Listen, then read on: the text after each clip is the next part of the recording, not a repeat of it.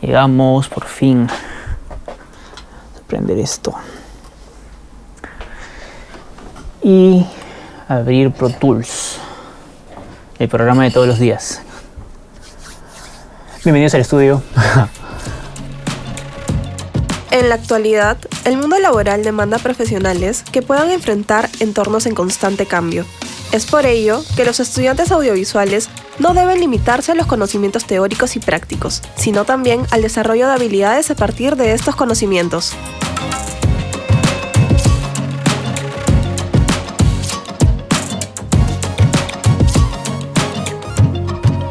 Yo terminé mis estudios pensando que lo sabía todo, como mis compañeros, pero cuando uno inicia en el mundo laboral se da cuenta que no, la realidad es otra. Hay un montón de cosas que tienes que aprender.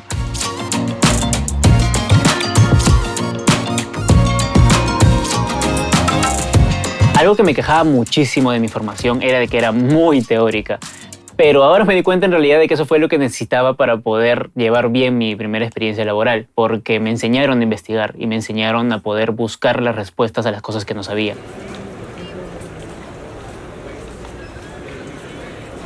Ellos escogen un tema, hay libertad, pero primero deben presentar una investigación al respecto. Entonces, el paso previo al ejercicio es una investigación. No pueden grabar, no pueden realizar nada si antes no hay un sustento teórico y con ejemplos, con casos y análisis de esos casos que vayan acorde con lo que ellos quieren. O sea, si quieren hacer una película de ciencia ficción, ok, muy bien. Entonces tú te metes ciencia ficción. ¿Qué es la ciencia ficción? Ejemplos, series, películas, libros, ¿no? Personaje, vestimenta, todo tienen que ser. Primero se hacen una exposición del tema y recién después plantea una historia sobre su exposición. Es imposible que haga un buen trabajo si no está primero una buena investigación. A lo largo de mi carrera he realizado la postproducción de audio para 6 películas y creo que para la corta edad que tengo 23 años, es un número considerable. Teniendo en cuenta que cada película puede durar unos cuantos meses a un par de años en su producción.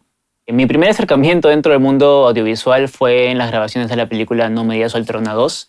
Ahí fue cuando poquito a poquito fui descubriendo este mundo y me di cuenta de la cantidad de cosas que no sabía y que tuve que aprender sobre la marcha e investigar. Es elemental el trabajo que yo llamo trabajo de análisis e investigación, antes de comenzar a proponer un trabajo ya sea de cámara, ¿no? O de filmación. O sea, antes de llegar al set, uno tiene que tener un trabajo previo sumamente riguroso de análisis e investigación de lo que tienen en manos. La investigación en la formación universitaria está directamente relacionada al crecimiento de diversas habilidades y aptitudes que generan un buen desempeño de los alumnos en el campo laboral.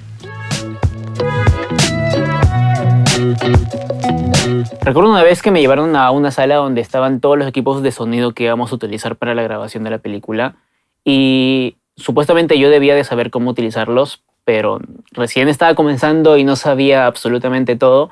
Pero cuando me preguntaron, ¿has visto esto al momento de estudiar? Yo decía, sí.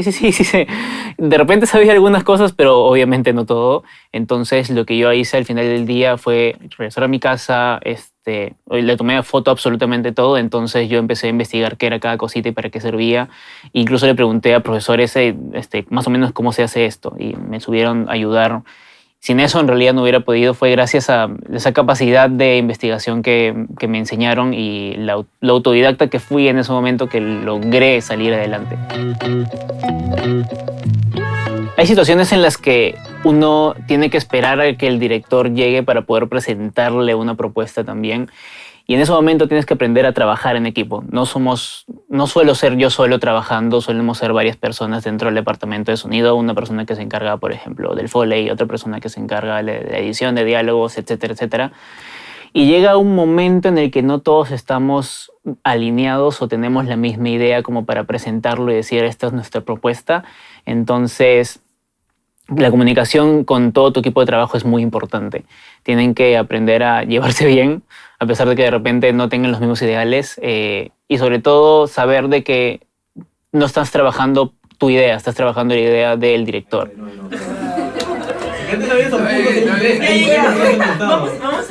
Cuando salen, felizmente, esas enseñanzas, ese roce de trabajo en equipo con dificultades y sacar adelante, aunque sea por la nota, termina siendo agradecido por ellos porque es lo que les pasa en la vida real.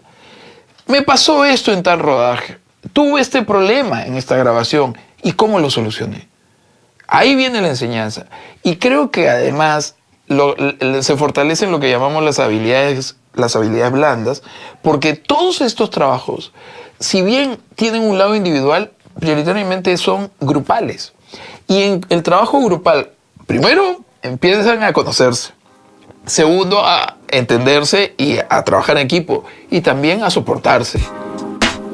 Las habilidades transversales se consideran imprescindibles hoy en día en cualquier campo del conocimiento, ya que éstas influyen en gran proporción en el nivel de empleabilidad de un estudiante o egresado. Muchas veces trabajas con gente que no conoces o con la que no necesariamente te llevas muy bien, pero ese poder de adaptación y ese poder de superación tiene que estar desde las aulas. Y tiene que estar pensando en que por eso te llaman a trabajar, porque tienes esas habilidades que te permiten fortalecer los equipos.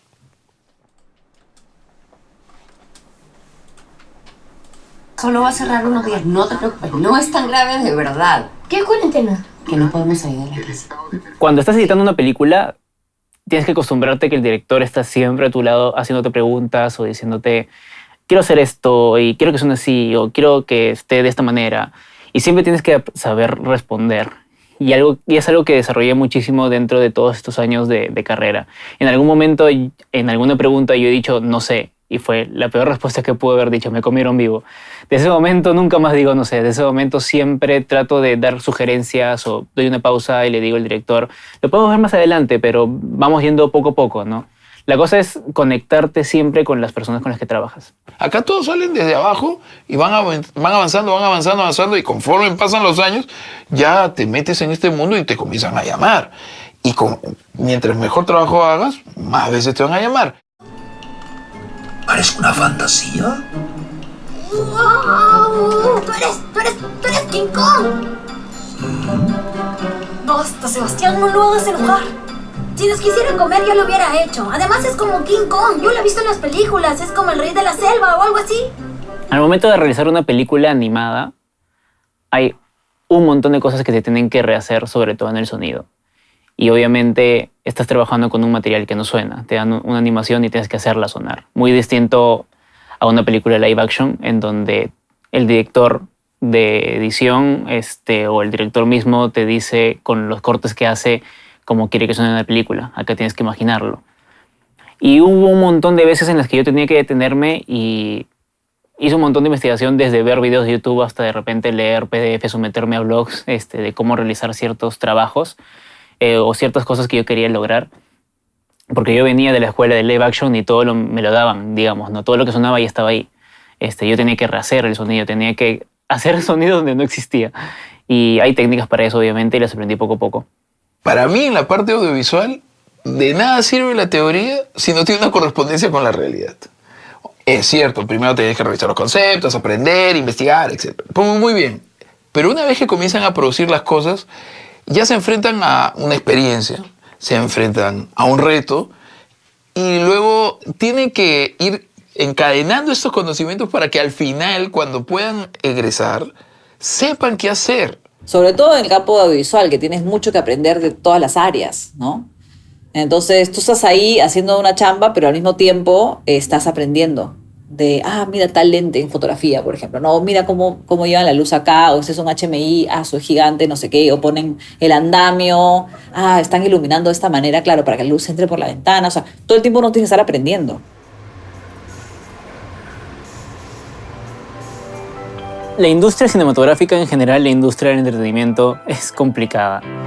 Van a haber días en los que vas a tener que trabajar más de 8 horas, a veces todo el día. De repente hay días en los que estás sin trabajo, tienes que esperar a que aparezca algún proyecto.